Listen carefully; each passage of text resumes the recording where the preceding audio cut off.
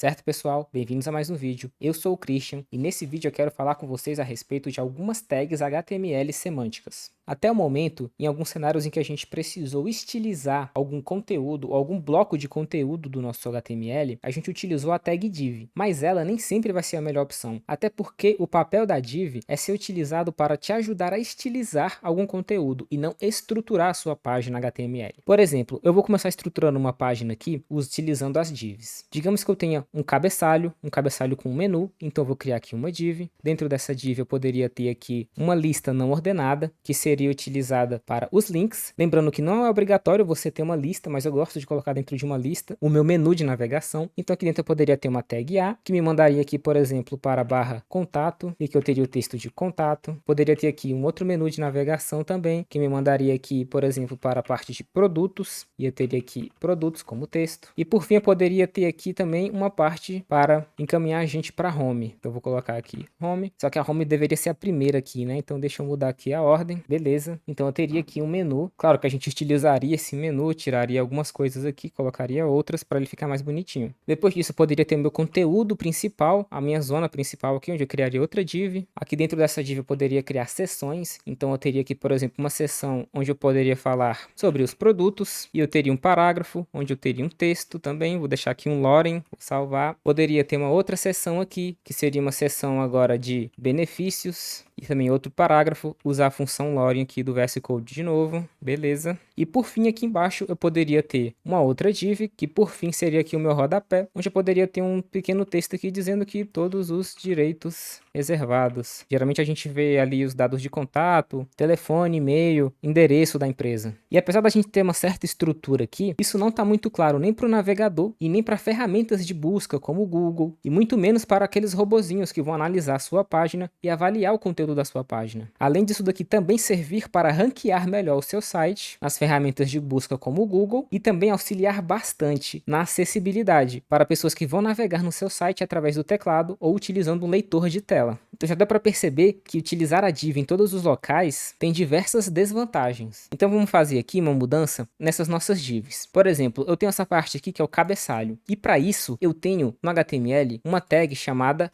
header. Vou colocar ela aqui em cima, vou copiar e colar aqui embaixo também. Então eu tenho a tag de abertura aqui e a tag de fechamento aqui embaixo. Vou salvar. Você não vai perceber nenhuma mudança visual, porque essas tags elas são apenas semânticas. Aqui dentro tem esse menu de navegação, onde o usuário vai poder clicar e ir para outras partes do meu site. Aí então a gente tem a tag nave, que serve exatamente para isso. Então eu vou colocar aqui a nave, vou recortar essa parte aqui de baixo, essa minha lista, eu vou colar aqui dentro da nave, vou apagar essa linha em branco aqui, vou salvar. Novamente, nenhuma mudança, mas agora essa porção aqui de dentro, ela tem um significado maior para o nosso navegador, para os leitores de tela, para os motores de busca, assim como eu disse anteriormente. Descendo um pouquinho aqui, a gente vai ter a parte principal do nosso site, é onde a gente fala sobre o nosso produto ou sobre o nosso serviço. Para essa parte que é o principal, aquele conteúdo que é o mais importante, o tópico principal que a gente quer tratar na nossa página, é recomendado que a gente utilize aqui a tag main. Então eu vou botar ela aqui na abertura, vou botar aqui também no fechamento. Então tudo isso aqui está dentro da nossa tag main. Lembrando que a tag main é recomendada que a gente tenha apenas uma por página, ou seja, nessa minha página principal, que seria a home, eu posso ter uma main, mas dentro da página de contato, se fosse o caso, eu também poderia ter uma outra tag main. Da mesma forma, dentro da página de produtos, eu poderia ter uma outra tag main. Lembrando que o ideal é que você tenha apenas uma por página. E aqui dentro da tag main eu posso perceber que eu tenho seções. Eu tenho aqui uma seção de produto, eu tenho aqui a seção de benefícios, e para isso a gente também tem uma tag. Eu tenho aqui a tag section. Vou colocar aqui na abertura e no fechamento, e aqui embaixo também. Vou colocar aqui nessa abertura e aqui também nesse fechamento. Vou salvar. E o conteúdo dentro dessa section aqui, ele deve ser relacionado. Por exemplo, aqui a gente tem um título que fala de produtos e esse parágrafo aqui viria falando também a respeito de produtos. Assim como a gente teria uma outra section que falaria sobre benefícios e aqui a gente teria um texto também falando sobre os benefícios. E aqui a gente poderia incluir também outros elementos. A gente poderia incluir aqui uma tag de imagem com alguma imagem relacionada aos benefícios, ou até alguns links relacionados a esses benefícios aqui também. Então tudo que ficasse dentro dessa section aqui seria relacionada a benefícios. E da mesma forma, tudo que estaria dentro dessa section aqui estaria relacionado a produtos. E além da section também, a gente possui a tag article.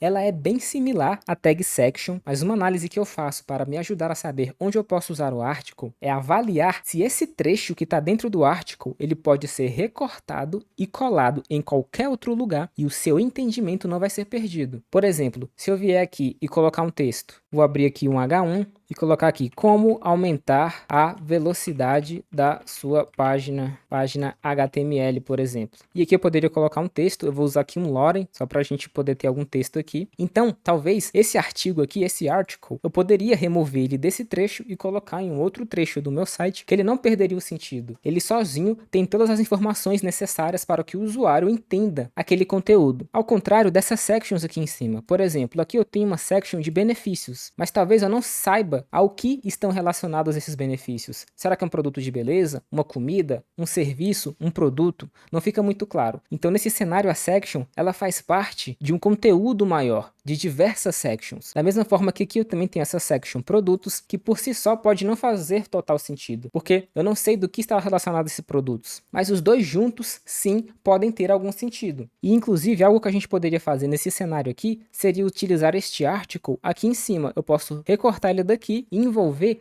toda essa nossa section aqui no article. Eu vou apagar essa parte aqui que o VS Code criou pra gente e vou apenas empurrar isso aqui um pouquinho aqui para direita. Basta você selecionar e apertar a tecla Tab do seu teclado para ele fazer essa indentação aqui e vou remover essa parte aqui de baixo. A gente poderia vir aqui, adicionar uma outra section e criar aqui um outro título, nossos alimentos saudáveis. Botar aqui também um parágrafo com algum texto. E agora sim, todo esse trecho aqui, ele é um artigo, porque eu poderia remover ele daqui, colocar em outro lugar e eu tenho um entendimento completo. Eu estou falando de alimentos saudáveis, quais os produtos e benefícios. Talvez esses exemplos aqui não tenham sido os melhores, mas novamente, só para reforçar, a análise que eu faço para me ajudar a saber onde usar o article é avaliar se esse trecho aqui, ele pode ser recortado e colado em outro lugar e o seu entendimento não vai ser perdido. Já uma section, ela faz parte de algo maior. O que está dentro dela faz sentido, ou seja, nesse caso eu tenho alimentos saudáveis e deveria ter um texto aqui falando sobre alimentos saudáveis, assim como aqui eu deveria falar sobre produtos, podendo ter imagens, textos, links e tudo mais relacionado àquele assunto. Mas essa section por si só faz parte de um todo. Ela tem outros elementos que ajudam a dar sentido a ela. E por fim, aqui embaixo, a gente pode colocar a nossa tag footer. Vou copiar aqui, vou colar aqui embaixo,